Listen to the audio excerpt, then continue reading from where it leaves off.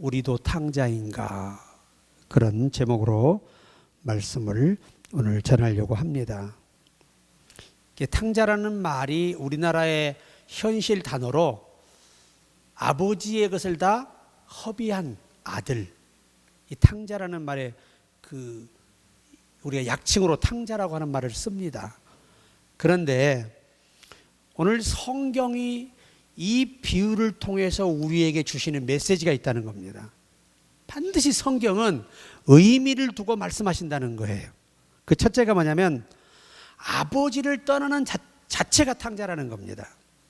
그러니까 아버지를 떠나서 아버지와 멀어지는 삶이 바로 타락이고 범죄예요. 이사야 55장 7절에 악인은 그의 길을, 불의한 자는 그의 생각을 버리고 여호와께로 돌아오라. 그리하면 그가 긍휼히 여기시리라. 우리 하나님께로 돌아오라. 그가 너그럽게 용서하시리라. 그러니까 회개는 뭐냐? 돌아오는 거예요. 하나님 앞에 가장 가까이 원 아들로 회복하는 게 회개예요. 그게 돌아오는 거예요. 근처에 사는 게 돌아오는 게 아니에요. 그러니까 뭐가 범죄냐? 아버지를 떠나는 게 죄다. 그게 탕자다. 성경에는 아버지를 떠난 거에 대한 부분들이 많잖아요. 11조만 안 해도 하나님을 떠난 거예요. 또 여호와의 말씀을 알면서도 거역하고, 우리가 사울왕처럼 그렇게 아말렉을 전멸시키지 않고 살려두고 하나님 명령에 거역하는 것도 하나님을 떠나는 거예요. 그러니까 성경은 하나님을 떠나는 방법이 너무나 많이 기록되어 있습니다. 근데 그 중에 가장 큰 게 뭐냐? 예수 그리스도를 구주로 믿지 못하는 것처럼 무서운 죄가 없고 하나님과 멀리 떠나는 자와 같은 거예요. 여러분, 우리가 아시겠지만 아벨은 예수 믿었어요. 오실 예수 믿었습니다. 그런데 가인은 안 믿었기 때문에 제물을 안 드린 거예요. 하나님의 조건은 선이냐 악이냐가 문제가 아니에요. 예수 믿느냐 안 믿느냐가 문제예요. 그래서 아벨이 대단한 사람이고 선한 사람이라 하나님이 그 제물을 받으신 게 아니고 피 흘리는 제사를 드렸기 때문에 받으신 거예요. 반대로 가인은 예수 믿지 않았어. 오실 메시아를 안 믿은 거예요. 아버지가 그렇게 우리를 구원할 메시아가 온다, 그 예수를 믿는다면 너도 번제를 드려라 했는데도 불구하고 피 흘리는 제사를 드리지 않았습니다. 여호와께서 연락하지 아니하신지라 거절하셨습니다. 그로 인해서 그는 여호와께 영원히 버림받는 불의한 계보가 되고 말아요. 불택자의 계보가 되어버립니다. 참 비극이죠, 비극. 말라기 3장 7절에도 만군의 여호와가 이르노라. 너희 조상들의 날로부터 너희가 나의 규례를 떠나 지키지 아니하였도다. 그런즉 내게로 돌아오라. 그러면 나도 너희에게 돌아가리라 하였더니 너희가 이르기를 우리가 어떻게 하여야 돌아가리까 하는도다. 이게 11조 문제를 다룬 것도 있지만 그보다 종합적인 하나님의 말씀의 의미가 있다는 거죠. 그러니까 하나님은 당신의 법을 지키지 아니하고 규례를 지키지 않는 게 뭐다? 떠난 거라는 거예요. 그러니까 여러분 보세요. 이 아들이 아버지의 간섭과 아버지의 명령과 아버지의 모든 방법을 따르지 않기 위해서 떠난 거예요. 아버지가 간섭하고 명령하는 게 모든 게 싫은 거예요. 왜? 나도 성인이고 아버지보다 더 좋은 방법으로 크게 돈 벌어서 살 수 있는데 왜 내가 우리 아버지의 구식 방법에 머물러야 되느냐? 여러분 머리가 아무리 뛰어나고 마귀가 우리가 어떠한 좋은 매혹적인 지식을 준다 할지라도, 방법을 준다 할지라도 영원히 변함 하나님 말씀을 따라가야 돼요. 그게 우리가 아버지를 떠나지 않는 유일한 방법입니다. 그 아버지를 떠났다는 말을 헬라어나 히브리에서는 3대 요건으로 말씀을 해요. 첫째가 뭐냐면 주께서 우리에게 맡기신 사명에 대한 불충. 이게 아버지를 떠난 거예요. 우리가 사명 감당하지 못했던 한 달 받은 사람, 그를 어두운 데 내어 쫓으라. 슬피 울며 이를 갈미 있으리라. 영원한 심판을 말씀하셨어요. 두 번째, 주의 말씀을 잘못 알고 잘못 믿고 잘못 믿음 생활한 것이 떠난 거예요. 우리가 여러분 성경에 가룟 유다 잘못 믿었잖아요. 아나니아 삽비라 잘못 믿었잖아요. 잘못 믿은 거예요. 잘못 알고. 그리고 세 번째, 우상을 섬기고 하나님보다 다른 것을 사랑하면, 그러니까 이게 우리나라 말로는 이렇지만 원어에서는요, 우선순위가 하나님이 돼야 한다는 거예요. 아멘. 우선순위가 사명이 돼야 돼요. 그러니까 제가 그 미국의 카터 대통령 여러분 한번 간증한 적 있잖아요. 이분은 대통령직을 수행하면서 매주 비행기를 타고 그 4시간, 5시간 비행을 해서 자기 고향 시골 마을에 주일학교 교사를 했어요. 경은 한 사람도 데리고 가지 않고. 그러니까 기자들이 그 소문을 듣고 그냥 우르르 몰려들었습니다. 그때 물어요. 대통령께서 얼마나 바쁘시고 근엄하신 분인데 이런 작은 시골에 애들 몇 명 앉혀놓고 이 교사 일을 하십니까? 그래 이 카터 대통령이 뭐라고 하시냐면, 여러분 그렇게 말씀하시면 여러분이 틀린 겁니다. 여러분 대통령은 기껏 해봤자 7년입니다. 이 일은 내가 죽을 때까지 해야 할 일입니다. 아멘도 안 하네. 그것이 병이에요. 우리 교회는 입에다가 다 자갈을 물려가지고 이게 안 되는 거야. 그러니까 떠났다는 말의 의미가 이렇게 큰 세 가지 3대 의미를 두고 있다는 얘기예요. 두 번째, 뭐가 또 탕자냐? 하나님의 귀한 것을 허비한 것이에요. 오늘 본문의 핵심이 뭐지요? 그가 타국에 가서 잘못된 친구들과 사귀고, 그것도 정신 차리지 못하고 바르지 못하고 질적으로 악한 자들을 만나서 그들의 꼬임에 넘어가서 있는 것 다 빼앗기고 탕진했어요. 여러분, 있을 때는 몰라요. 없을 때가 돼야 있는 세월이 그립고 귀한 거예요. 내가 다 잃어봐야 내게 있던 것이 얼마나 내 인생에 행복한 것이고 귀한 것인가를 깨닫는 거예요. 여러분, 삼손이가 하나님의 능력이 떠난 줄을 몰랐다는 사실이 중요한 거예요. 여러분, 하나님의 신이 내가 알게 떠나는 거 아니에요. 떠난 줄도 모르게 그는 이미 무익한 인간이 되어 있었어요. 아무짝에 쓸모없는 인간, 덩치만 크지 아무짝에 쓸모없는 인간이 되었다, 그 말이에요. 하나님의 것을 잃어버리면 이런 결과가 온다는 걸 우리도 기억해야 돼요. 주신 소명 잃지 마세요. 주신 은혜들 잃지 마세요. 주신 말씀 잊지 말고 끝까지 붙잡고 생명 걸고 충성하세요. 그게 사는 길이에요. 그러니까 성경을 보시면 가룟 유다 얼마나 영예스럽습니까? 예수님의 제자의 제자. 제자가 제 본연의 모습을 잃어버리니까 사탕이 들어가가지고 자기 스승을 팔아먹는 걸 보세요. 그걸로 끝났나요? 아니에요. 자살합니다. 자살로 끝나나요? 아닙니다. 예수께서 다 이루었다 하시고 외치는 순간 무덤 위에 죽은 자가 살아나요. 어마어마한 땅의 움직임이 있었어. 얼마나 움직임이 심했으면 목맨 목이 줄이 끊어져 떨어졌는데 해필은 또 날카로운데 떨어져 가지고 창자가 다 흘러나와 버렸어요. 이거 얼마나 비참해. 그리고 또 어디 갔어요? 지옥 갔잖아요. 여러분, 그래서 예수님이 성도들에게 경고하시는 거예요. 요한계시록 2장에 너희가 처음 사랑을 버렸다는 겁니다. 여러분, 우리 처음 예수 믿어 이렇게 안 믿었잖아요. 얼마나 여러분들의 언어가 경건하고 얼마나 거룩하고 얼마나 긍정적이고, 오히려 예수 믿고 시간이 흐를수록 더 상태가 나빠져 버렸어. 전부 다 더 못되고 더 악하고 더 교만하고 더 안 믿는 사람만도 못한 마음씨를 갖게 되고, 우리가 이렇게 된 거예요. 왜 그래요? 사탄의 영향을 받기 때문에 이렇게 나빠지는 거예요.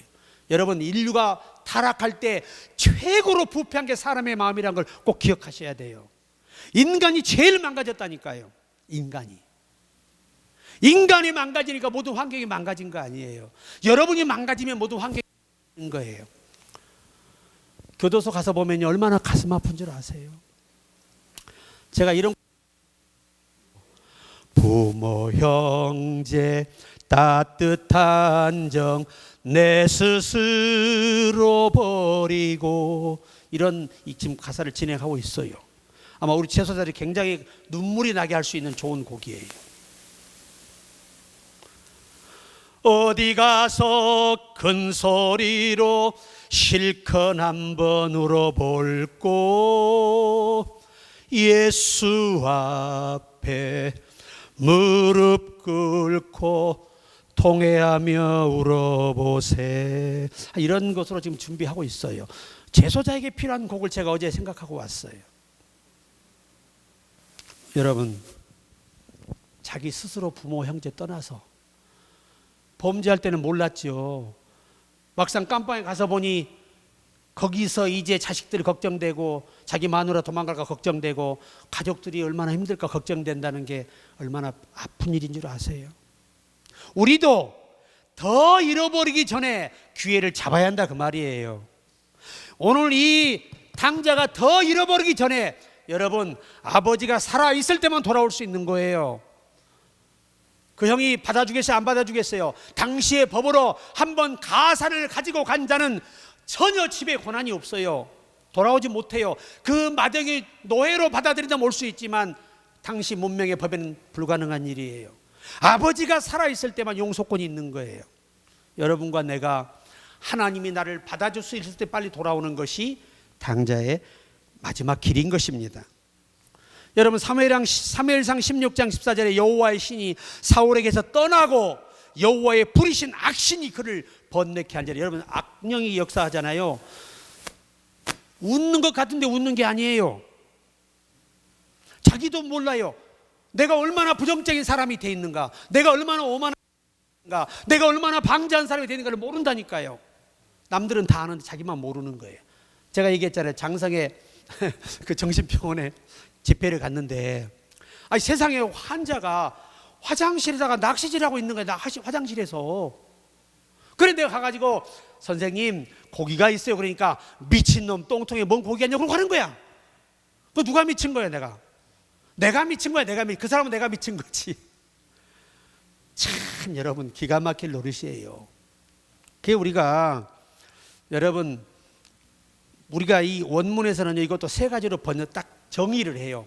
무엇가 하나님이 주신 것을 잃어버린 거냐? 첫째, 사명과 직위를 헛된 일에 이용하는 자들이에요. 여러분, 의사라는 면허증 가지고 사람의 생명을 담보로 장사하는 건 위험한 거예요. 의사는 적어도 생명을 자기 생명처럼 소중히 알고 그런 사람이 진료해야 환자를 살리는 거예요.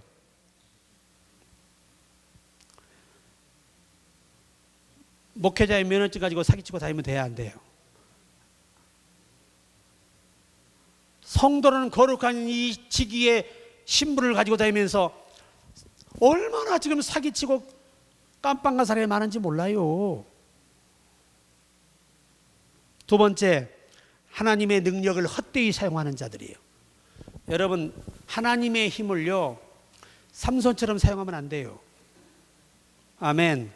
니골라 집사처럼 그렇게 사용하면 안 돼요. 신비주의에 빠지면 안 돼요. 환상과 계시는 아주 일부분이에요. 아무리 방언의 은사가 좋아도 가르치기에 5마디 깨닫는 게 낫다는 걸 아십니까? 방언은 사람을 살리는 은사가 아니에요. 말씀은 사람을 살리지만 그 가치성을 두고 말씀하시는 겁니다. 이건 모름이에요. 어떠한 능력과 신비보다 오늘 주신 약속의 말씀이 가장 중요하다는 거예요. 이걸 절대 잃어버리면 안 된다. 내 백성이 지식이 없어 망하는도다. 내 백성이 내 지식을 버렸으므로 나도 나의 제사장이 되지 못하게 하리가 나의 자녀들을 잊어버리라 말씀하고 있어요. 말씀을 버리잖아요. 잊어버려요, 하나님께서. 그렇게 무서운 거예요. 오늘 여러분, 이 아들이 몰랐습니다. 아버지 품을 떠나서 망해보니까 아버지의 존재가 우러러 보이는 거예요. 인간은요, 실패해보고 실수해보고 넘어져보고 방황해봐야 얼마나 전능하신 하나님이 나와 함께 하실 때가 행복한가를 뼈가 저렇게 느끼는 거예요. 비로소 그 정도는 돼야 두 손 들고 회개하고 기도하고 헌신하고 충성하고 반성하는 마음으로 사는 거예요. 여러분, 하나님의 힘을 헛되이 사용하시면 안 돼요. 이게 매우 위험한 거예요. 그 다음에 세 번째, 성령을 통해 놔주신 모든 것들을 잃어버리거나 소멸을 함으로써 이것들이 허비하는 것이 되는 거예요. 그러니까 우리는 성령이 내게서 끝까지 역사하시고 움직이시기를 바랍니다. 성령이 나를 도우시는 대로 살아야 돼요. 그러니까 우리가 아버지의 것을 허비하는 것이 처음 사랑을 잃어버렸다고 계시록에서는 예수께서 사도 요한에게 직접 말씀하셨어요. 하나님이 주신 건 잃어버리면 안 됩니다. 열심도 하나님이 주신 거예요. 이거 잃어버리면 안 돼요. 우리는 시간이 흐를수록, 신앙의 연수가 흐를수록 더 열심히 하고 성숙하게 해야 되는데 오히려 더 나태해지고 더 약해지고 더 침체되는 것이 정상적인 모습이 아니라는 걸 꼭 기억해야 돼요. 하나님은 변함이 없는데 우리만 변해. 그것도 나쁜 쪽으로 변해. 이것이 문제인 거예요. 여러분, 좋은 쪽으로 우리 변합시다. 성숙해져야죠. 사람이. 운전도 오래 하신 분들이요, 노후 생겨 잘해요. 초보들은 겁이 없어. 신바람만 나지. 신앙생활도 오래 할수록 경륜이 있어야 돼요. 바른 인격과 바른 영성과 바른 말씀과 바른 모든 정신으로 살아가야 되는 것입니다. 이게 정상적인 거예요. 사실은 여러분, 기회를 잡은 단 한 명이 있습니다. 1960년대 미국 시애틀시의 한 초등학교에 컴퓨터실이 생겼습니다. 학교 역사에 최초로 있는 일이었습니다. 일반인은 컴퓨터를 구경도 할 수 없던 시절, 한 학부모가 아이들을 위해 거금을 투자해서 컴퓨터실을 만들어놨습니다. 1년이 지나자 유지비를 감당하기가 부담스러웠던 학부모는 컴퓨터보다는 학업에 열중한 학생들의 모습을 보고 컴퓨터실을 철수하기로 마음을 먹었다고 합니다. 마지막으로 시설을 둘러보러 컴퓨터실을 들렸는데 한 아이가 뜨거운 열정으로 프로그래밍을 하고 있었습니다. 비록 한 명이지만 시설을 가치 있게 만들어준 학생이 고마웠던 학부모는 사라진 컴퓨터실 대신 지인이라는 회사에 프로그래밍을 배울 수 있게 학생을 추천하고 배려했습니다. 대학생이 될 때까지 틈만 하면 컴퓨터를 붙잡고 씨름하던 아이는 대학을 다니던 중 자퇴를 합니다. 그리고 마이크로소프트라는 회사를 설립하게 돼요. 바로 그가 누구냐? 빌 게이츠입니다. 무슨 이 시대에 이게 뭐냐? 관심도 갖지 않을 때 이 아이만 유독히 이것이 앞으로 다가올 세상에 필요한 거라는 생각을 딱 하게 되고, 그렇게 많은 전국의 학생 중에 한 명이 딱 컴퓨터를 붙잡았어요. 그가 빌 게이츠예요. 여러분, 기회가 나태하고 게으른 사람들에게 오는 거 아니에요. 정말 내 인생을 한번 이렇게 살다 죽는 건 너무나 억울하다, 각오를 단단히 하고 다 기도하고 노력하고 준비하고 헌신하고 도전하는 자에게 기회가 올 줄로 저는 믿습니다. 우리 그렇게 살아야 되는 거예요. 뭐든지 멈추지 마. 내가 우리 김영사님 기도하는 게 뭐냐면, 아버지 이양이 일렉을 잡았다면 세계적인 일렉 리스트가 되게 하옵소서. 우리 김승필 이사 드럼을 잡았다면 세계적인 드러머가 되게 하옵소서. 난 이렇게 기도해요. 여러분, 제가요 기도하다가 찬양을 해요. 근데 이 찬양을 할 때 기름 부음이 굉장하거든요. 저는 다윗의 마음을 알아요. 내가 경험해 보기 때문에 알아요. 다윗은요 다 충전을 뭘로 했어요? 찬양으로 했어요. 여러분 찬양할 때 연습하시는 모습 보면요 가슴이 뭉클해져. 야, 나도 가슴이 뭉클한데 하나님은 그 모습을 보고 여러분을 얼마나 사랑하시고 기뻐하시겠어요. 아멘을 하든지 말든지 마이크를 대줘 입에다가. 이것이 문제예요. 저 문제가 5번 나왔어. 셋째, 아버지와 그 집의 생활을 그리워하고 후회하는 탕자입니다. 여러분, 자 보세요. 이 아들은 다 잃고 내가 누가 그리워요? 우리 아버지 집에는 뭐가 많아요? 풍족한 일꾼과 먹을 것이 넘쳐요. 이게 그리워. 자, 오늘 우리가 누가 탕자냐? 나 예전에 이렇게 신앙생활 안 했는데 이거 탕자야. 나 이렇게 기도생활 안 했는데 탕자야. 나 이렇게 열심히 이런 식으로 믿지 않고 이런 식으로 일하지 않았는데 이거 탕자야. 전부 다. 지난날이 그리우십니까? 우리 이미 영적으로 예전만 못한 믿음의 생활하고 있는 거예요. 어째 얼굴들이 빛이 안 나? 왜 기가 팍 죽어버리지? 근데 지금 여러분에게 말씀하는 게 아니고 저도 똑같이 하나님의 말씀으로 지금 경고받고 있는 거예요. 탕자를 생각해보세요. 여러분, 탕자가 어디가 제일 그렇게 있어요? 가진 게 아무것도 없는데. 그래도 자기 아버지지요. 어? 그 아버지 밑에서 살던 때가 그리운 거야. 여러분 막 기도하면 막 응답받고, 찬양할 때 막 뜨거움이 오고, 헌신할 때 막 기쁨이 오고, 그때가 꽃피는 봄이었어. 어느 때부터가 갑자기 만사가 귀찮아져. 이것이 여러분 얼마나 신앙의 침체의 무서운 결과인지. 저는요, 제 인생에 침체가 없어요. 저는 매일 도전합니다. 매일. 오늘 또 성경 듣고 기도하고 또 사역 준비하고 메시지 준비하고 목회 방향처 설정하여 준비하고 기도합니다. 여러분 개개인을 놓고 기도합니다. 왜 그럴까요? 그것이 하나님이 기뻐하시는 일이기 때문입니다. 자신의 판단과 결정이 잘못되었다 깨달아질 때가 바로 우리가 회개할 기회입니다. 만나서는 안 되는 사람을 만나 사귄 것이 이 결과라는 사실을 그가 뒤늦게 깨달았어요. 다 잃고 나서. 여러분 있을 때 그냥 그 돈 쓰고 싶고 그럼 돈 쓰고 싶어가지고 막 즐기고 싶어가지고 막 오 하다가 딱 거지 되니까 너 누구세요? 다 도망가 버렸어. 누구 하나 사람 대접도 안 해줘요. 오죽하면 돼지 키우는 목자로 갔겠어. 히브리인이 말이죠. 오죽하면 거기서 돼지가 먹는 열매, 주염 열매가 뭐냐면 돼지에게는 큰 영양소입니다. 이걸 먹어야 내장에 독성이 없어져요. 그 돼지가 좋은 살이 찌는 거예요. 근데 그걸 누가 먹어요? 당시 문화에서 사람이 주염 열매를 먹는다는 건 저주받은 자식들이 죄의 벌로 먹는 음식이에요. 그러니까 지금 얘는 주염료를 먹는 이유가 뭐예요? 내가 아버지의 품을 떠나 아버지의 걸 다 탕진하고 오늘 내가 이런 인간이 되었다는 것은 난 저주받은 인간이라는 거예요. 그래서 그걸 먹으면서 가슴 아파하는 겁니다. 처음 은혜 받을 때보다 기도 생활이 줄어드셨습니까? 우리는 이미 아버지를 떠나서 후회하고 있는 겁니다.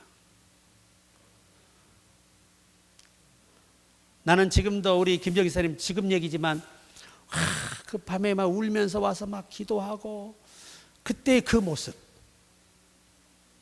나는 그 모습을 기도해. 지금도 그 순수했던 모습 말이야. 깨끗했던 그 모습. 응? 그게 좋은 모습이야. 그게. 여러분 제가 만약에 일반 사람처럼 대가리 커가지고 잔머리 굴렸으면요, 전 이미 병으로 이런 상황에서 쓰러져 죽어요. 근데 얘기하잖아. 진짜 목사님들요, 이런 상황에서 뇌졸중 안 걸리고 암 안 걸리고 병 안 걸린 사람 없어요. 이렇게 멀쩡한 사람 많지 않아요. 해하고 사는 사람이. 이건 예수에 미쳤기 때문에 가능한 거지 절대 이룰 수 없어요. 잠이 오겠어요? 근데 나는 잠만 자라. 밥만 맛있고. 누굴 믿기 때문이에요? 예수를 믿는 확신이라는 게 있어요. 하늘이 다 무너져도 하나님은 살아계시잖아요. 우리를 돕고 계세요. 내가 말씀드렸죠. 우리가 하나님이 변한 게 누가 변했다고? 우리가 변한 거지 하나님이 변한 게 아니에요. 아버지는 아무 이상 없어. 아들이 변해서 떠나간 거지. 근데 아버지는요, 언제나 나갈 때부터 그걸 용서하고 기다리시는 거예요. 그게 아버지예요. 우리 하나님은 그런 분입니다. 돌아오면 그냥 용서하세요. 다 잊어버리십니다. 경험과 자질이 부족함을 깊이 뉘우쳤어요. 이게 탕자예요. 그러니까 여러분 뭐든지 미쳐야 됩니다. 미치라는 표현은 아주 그냥 집착할 정도로 연습을 하고 훈련을 해야 훌륭한 찬양 사역자가 되고 훌륭한 연주자가 되고 훌륭한 목회자가 되고 성도가 될 수 있다는 얘기예요. 아이고, 벌써 다 끝나가네. 나는 설교를 길게 안 합니다. 많이 하는데 오늘 그렇게 많이 안 잡았어요. 네 번째, 아버지께 돌아와서 회복받는 것이 하나님께 돌아온 사람의 열매예요. 여러분, 돌아오는데 결단이 필요해, 안 필요해요? 결단이 필요하거든요. 확실하게 잘못을 인정하고 뼈가 저리게 지금의 삶보다 아버지의 삶이 옳았다고 판단한다면 그 길로 가야 되는 거예요. 하나님 말씀이 옳다 그러면 그냥 무조건 다 버리고 돌아와야 돼요. 어떤 신비로운 세상에서도 돌아와야 됩니다. 말씀은 우리 인생의 길을 이끄는 내 발의 등이요 내 길의 빛이에요.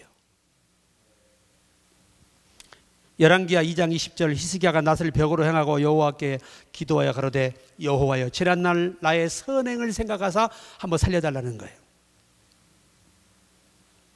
호세아 6장 1절에 오라 우리가 여호와께로 돌아가자.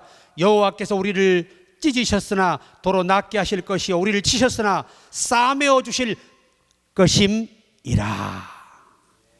하나님은요 치기만 하고 놔두는 거 아니에요. 다 싸매 주세요. 돈 다 잃게 만들고 버려두는 거 아니에요. 다 다시 복귀시켜 줘요. 건강도 회복해 줍니다. 그냥 감사하세요. 감사. 아멘. 감사. 오늘 이 아들이 돌아오는데요, 성경이 뭐라고 아니 거리가 먼데. 근데요 이걸 여러분 아셔야 돼요. 히브리인들은요 자식이 집을 나가잖아요. 그날부터 항상 집 밖에서 기다려요. 언제까지 기다려요? 뭐 하면서 기다려요? 여호와께서 이 자식을 빨리 깨닫게 해서 돌아오게 하시기를. 근데 세 가지로 기도합니다. 첫째가 뭐냐? 새 눈에 보이는 것은 다 잃었을지라도 사람이 되어서 돌아오기를 기도하며 기다려요. 그게 돌아오는 게 중요한 게 아니에요. 사람이 제 모습을 찾아서 돌아와야지요. 이전보다 훨씬 더 겸손하고 아버지가 볼 때 흡족할 만한 그런 모습으로 돌아와야지요. 그래야 더 좋은 자리로 복직이 되는 거죠. 너무 감사하잖아요. 우리 하나님이 그런 분이라니까. 우리를 향해서 누구든 돌아오면 따지지도 묻지도 않아. 그냥 용서하셔. 왜? 이미 용서해 오셨으니까. 그게 하나님의 사랑이에요. 그래서 돌아오자마자 뭐 해주는 거예요? 세상에 가락지를 껴줘. 가락지. 그 당시 유대 법에는요 이 가락지가 뭐냐, 이것은 복직에 의미한 이 반지예요. 요 반지가 없잖아요. 그러면 아버지 자식이 돼 안 돼? 안 되는 거예요. 이걸 빼버리면 이거 없는 사람 다 누구예요? 그 집에 종들이에요. 종들. 무슨 말인지 아세요? 그러니까 우선 뭐부터 껴야 돼? 오자마자 가락지를 껴줘야 돼. 이는 죽었다 살아온 내 아들이다 이 말이야. 대단한 겁니다. 대단한 겁니다. 정말. 두 번째, 뭐 해야 돼? 옷을 갈아입혀야 돼요.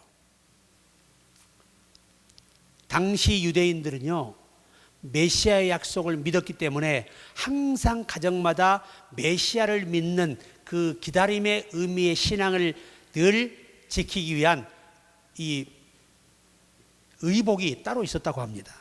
그게 뭐냐? 자식들의 옷과 노예들의 옷은 달라요.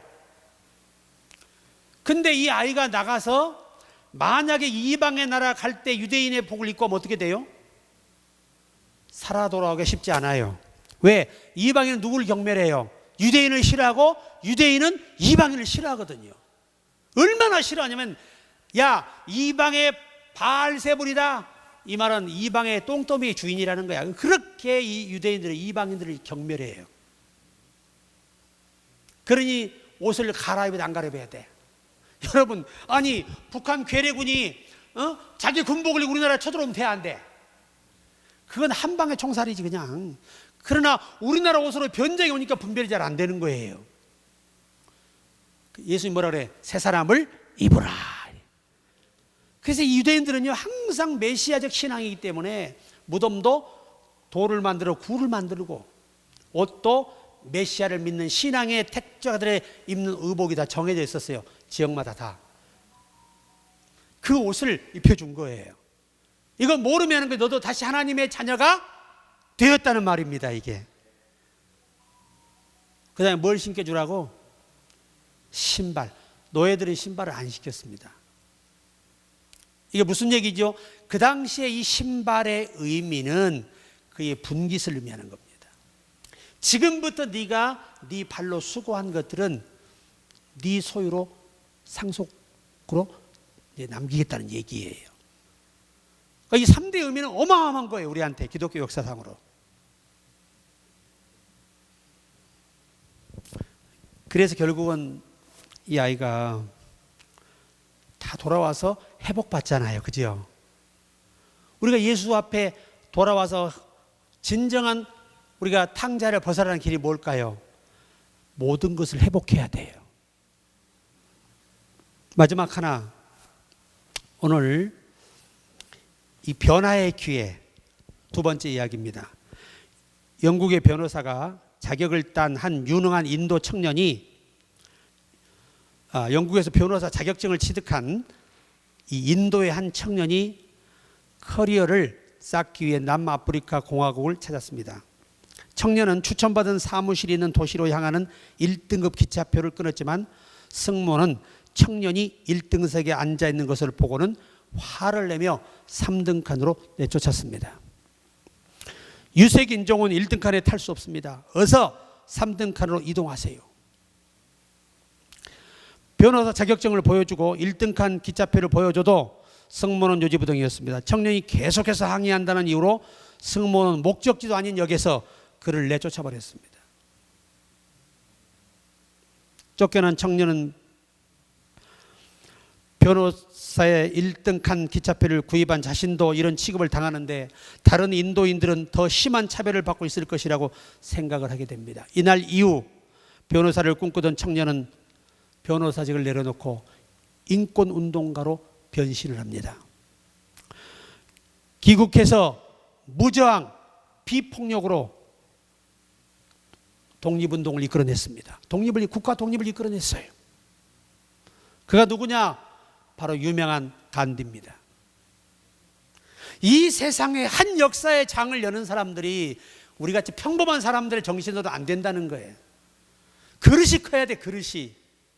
그래야 큰 인물이 될 수 있는 거예요. 말하는 것도 좀 크고 마음도 크고 행동도 크고 열정도 크고 누구보다 노력하고 도전하고 앞서는 사람만이 하나님이 그에게 큰 일을 맡기시는 건데 우리가 그 주인공이 될 수 있다는 거예요.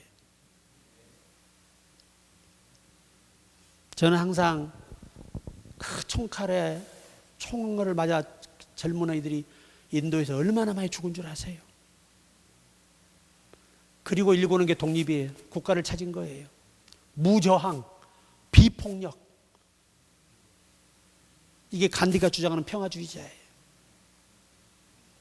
마지막으로 우리는 이 집에 있는 아들이 탕자예요.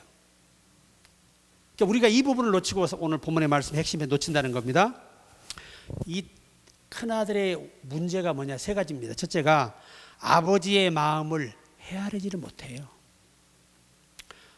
여러분은 효도가 부모 찾아뵙고 용돈 드리고 기분 좋게 드리는 것이 효도라고 하는 이거는요, 효도의 일부분. 우리 그 얘기 들으시 옛날에 그 이솝 이야기 있죠. 효자 청년의 이야기. 어느 날 그렇게 효심이 지극한 아들이 있었어요. 근데 그 친구가 아니 제가 뭘 한다고 자기가 보는 옆에서 보는 친구는 별 볼 일 없는 아이인데 저런 애가 뭔 효도한다고 막 효자상을 받냐 이거야. 그래서 어느 날 망을 보기로 합니다. 숨어서 이게 진짜인가 보자 하고 쫙 숨어서 보니까 이제 일이 끝나고 아들이 들어와 이 마루에 덜커덕 앉으니까 어머니가 그냥 쏜살같이 그냥 이 다라에 물을 가져다가 발을 씻겨주는 거예요. 그걸 보고 그냥 뛰쳐나가서 이 친구 멱살을 잡고 이 나쁜 놈아, 이 불효호로막심한 놈아, 애미 부려먹 네가 효자냐 이 나쁜 놈아 막 뒤통수를 갈긴 거야 그냥. 정신없이 맞았어. 그냥 정신없이.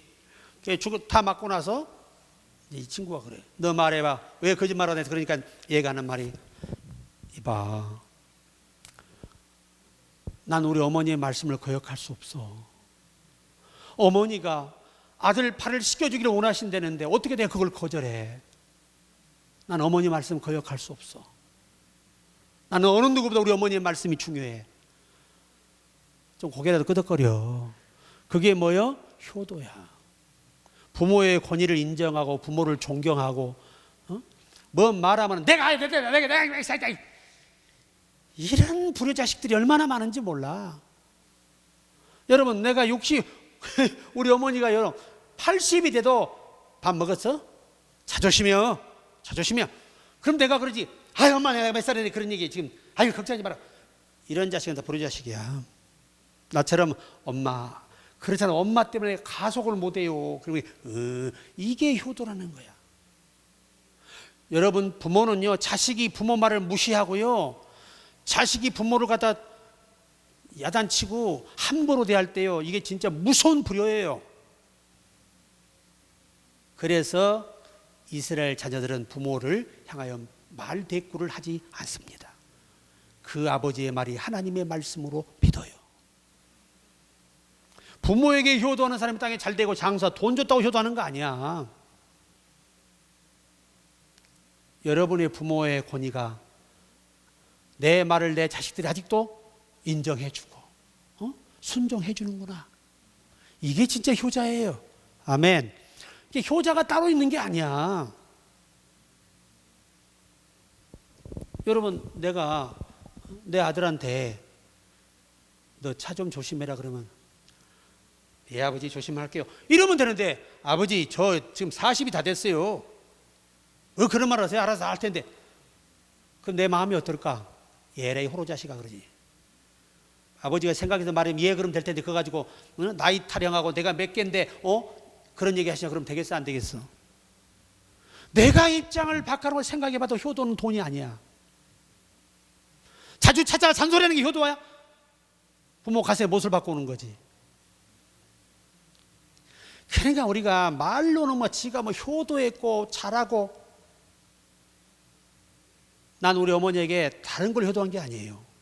우리 어머니의 말을 끝까지 경청하고 들어드리고, 엄마, 야 우리 어머니가 날래 기도하니까 야 내 가속을 할 수가 없어. 뻥이지만 우리 어머니 앞에서 엄마 맞아요. 엄마 내가 가속을 안 해. 엄마 때문에 내가 엄마 때문에 그냥 밥을 매일 챙겨 먹고 다닌다고. 지금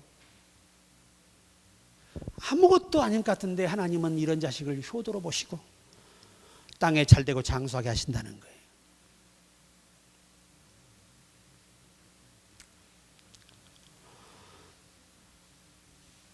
다니엘 4장 31절에 이 말이 오히려 나의 왕의 입에 있을 때 하늘에서 소리가 내려 가로되 느부갓네살 왕아 내가 내게 말하니 나라의 위가 내게서 떠났느니라.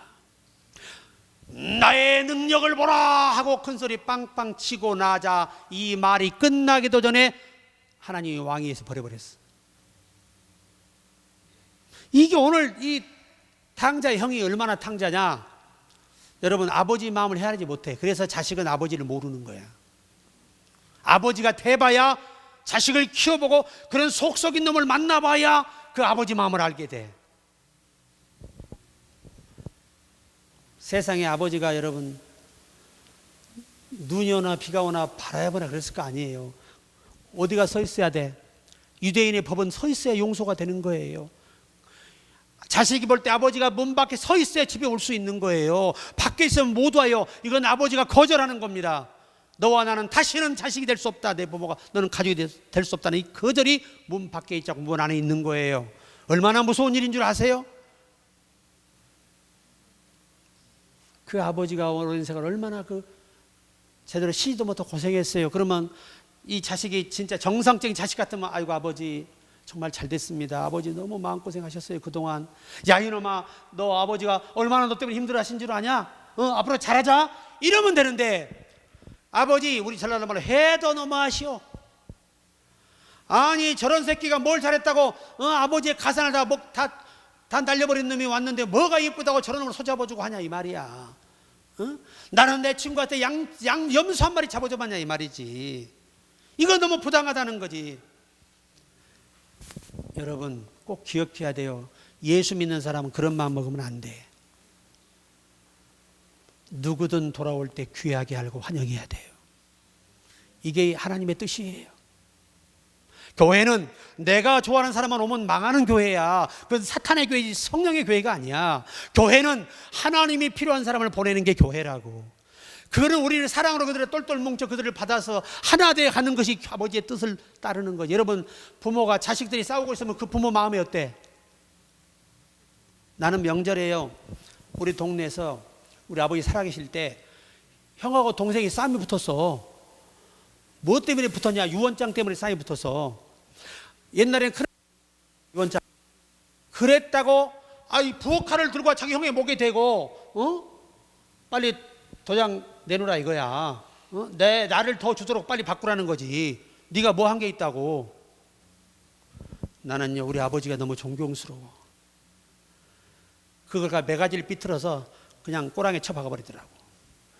이런 불효 호로 상놈의 새끼라고 그냥 가서 밟아버렸어요. 둘 다. 다시는 형제간에 그런 일이 없어. 그 엄마가요, 나는 부엌에서 울었던 그 가슴을 찌며 우는 눈물을 지금도 잊혀지지가 않아요. 세상에 자기들이라는 자식들이 칼부림하고 있으니 그 부모 마음이 어떻겠어. 교회 안에 입장이 똑같다 이 말이야. 하나님이 보시는 교회가 서로 헐뜯고 싸우고 그러고 있으면 하나님이 얼마나 괴로우시겠냐 이 말이지. 좀 생각을 하고 살자. 여러분 한마디 말할 때 1000번을 생각하고 말할 수 있는 습관을 들여라. 몇 번을? 1000번을 고민하고 말하는 습관을 들이라는 거예요. 다윗이 오죽하면 내 입에 뭘 메고달라? 자갈을 물려달라는 거예요. 모름에요 하나님께 영광이 되지 않는 말들을 하지 않기를. 그렇게 몸부림쳤던 겁니다. 자, 마지막으로 말씀 마칩니다. 민수기 26장 10절. 땅이 그 입을 벌려서 그 무리와 고라를 삼키며 그들이 죽었고 당시에 불이 250명을 삼켜 징표가 되게 하였으나 고라 자손들과 그 무리가 제사장과 대제사장 모세에게 도전했다가 하나님께 저주받아 멸망당한 거예요. 이게 탕자야. 똑같은 하나님을 섬기는데 하나님이 그들을 세웠는데 그들이 마음에 안 들다고 다 내려오라는 거지. 누가 하겠다고? 우리도 할 수 있다 이 말이지. 이게 탕자야. 여러분 우리는 언제나 알아야 돼요. 하나님이 원하시는 것은 이 탕자, 큰아들 같은 탕자를 원하는 게 아니에요. 나갔다 온 내 자식이라도 그 형제라도 내 친동생으로 알고 끌어안고 아버지를 위로하며 그 아이를 위로하며 희망을 주는 게 진짜 상속받을 자식이죠. 우리가 그런 믿음이 돼야 되겠다 그 말이에요. 참 말 한마디 아껴서 합시다. 왜 내 입으로 내 인생을 망치십니까? 그리고 절대 늙었단 말 하지 마라. 몇 살이나 먹었다고 늙었다 그래. 지금 나 70 나이 좀 넘으면 나이도 아니야 지금. 요양원 가봐야 정신 차리려나 전부 다. 80 먹어도 우리 박대선 요양원에 계셔봤잖아. 요새는 80 먹어도 나이가 아니에요. 요새는 90 먹어야 조금 언니야. 100세는 돼야 작은 언니래. 지금은 시대가 바뀌어서 102세 이상 돼야 큰 언니라네. 나 그 데이터를 봤어. 몇 살이 큰 언니요? 아직 여러분들은 그 사람보다 50살 더 어려. 절대 늙었단 말 하지 마라. 지금 우리가 이 나이에 나이 들었다는 말 하는 건요 부끄러운 거예요. 부끄러운 거. 철없는 얘기야. 철없는 얘기. 90명 할아버지가 웃어. 100세 할아버지가 웃어. 여러분 지금 도고온천에요 105세 할아버지가 있어요. 전철 타고 다니면서 지금도 자식들도 꼼짝 못하고 으르렁거리면서 다 결제하고 다 도장 찍고 다녀요. 몇 세? 근데 더 웃긴 건 그 아들들 있죠. 지금 80 다 90 다 됐거든. 근데 이러고 다녀. 지팡이 짚고. 아이고 아버지 천천히 가. 이러고 있다니까 지금. 그 할아버지 마인드가 뭔 줄 아세요? 소식하고 6시간 이상 자고 항상 운동하고 긍정적인 말을 하고 항상 긍정적으로 사셨대요. 어떤 자기 입에서 한 번도 부정적인 말 해본 적이 없대. 자기 아내에게 욕 한 번 해본 적 없대. 함부로 대한 적 없대. 그렇게 서로 존경하며 살았다는 거야. 그러니까 하나님이 장수의 복을 주지. 싹스 없으면 걷어가 버리겠지. 근데 지금도요, 이렇게 내가 어떻게 해서 두 아들 어떻게 대한다고? 집하기 짓고 아이고 아버님 이러고 다니고 아버지만 이놈들아 얼른 따라와 이러고 가시는 거야. 내가 기가 막혀서 말이 안 나와 지금도. 우리가 그 정도는 살아야지. 채하. 오히려 애들이 지팡이 짚고 아이고 아버지 어머니 오고 따라올 정도로 만들어야지. 벌써부터 헬렐려면 돼 안 돼? 말씀을 마칩니다. 아버지는 나간 날부터 아들을 기다렸습니다. 하루빨리 돌아오기를 기다렸겠죠.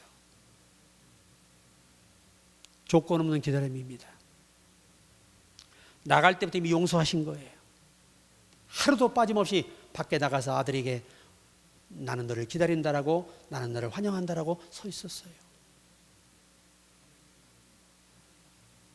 그리고 무엇보다 건강하게 돌아오기를 기도했겠죠. 이전보다 훨씬 더 훌륭한 사람이 되어서 겉에 것은 이렇지만 속에서는 정말 뭔가 놀라운 변화와 새로운 자식이 되어 돌아오기를 바랬던 거겠죠. 그거 하나 기대하셨을 거예요. 오늘 저와 여러분도 하나님 오늘도 기다리고 계세요.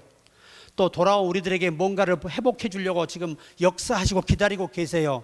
우리가 어떻게 하느냐가 지금 중요한 거잖아요. 이제 우리 최선을 다해서 우리도 우리 하나님께 다 잃어버린 거 보상받고 붙들려 쓰임받기를 주의 이름으로 축복합니다.